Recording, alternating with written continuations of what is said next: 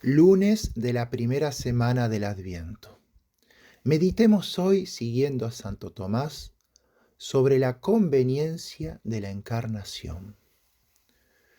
Escribe Santo Tomás de Aquino: parece ser muy conveniente que los atributos invisibles de Dios sean mostrados por las cosas visibles, pues para esto se hizo el mundo entero, como consta por el apóstol San Pablo, quien escribe en la carta a los Romanos: las cosas de Dios invisibles se ven después de la creación del mundo, considerándolas por las obras creadas.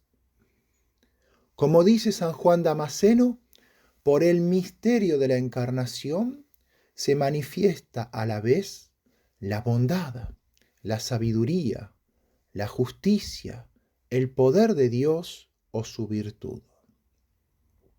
La bondad, porque no despreció la debilidad de su propia criatura.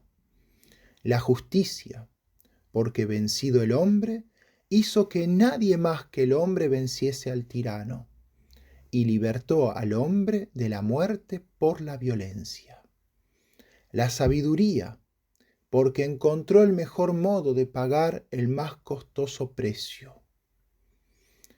El poder o virtud infinita, porque no hay nada más grande que haberse hecho Dios hombre. Luego fue conveniente que Dios se encarnase, porque por medio de su encarnación conocemos los atributos escondidos o invisibles de Dios. Por medio de la encarnación, Dios nos manifiesta aquello que Él es. Además, escribe Santo Tomás, conviene a cada cosa aquello que le compete según su propia naturaleza, como al hombre le conviene razonar, porque ese acto le corresponde en cuanto es racional según su propia naturaleza. Siendo, pues, la naturaleza misma de Dios la esencia de la bondad, todo lo que es esencial al bien, a la bondad, conviene a Dios. Y como es de la esencia del bien el comunicarse a otros, por lo tanto, es esencialmente propio del sumo bien, que es Dios, el comunicarse a la criatura de un modo soberano, lo cual se verifica principalmente al unirse a una naturaleza creada, de modo que se haga una sola persona de estos tres principios, a saber, el Verbo, el alma y la carne.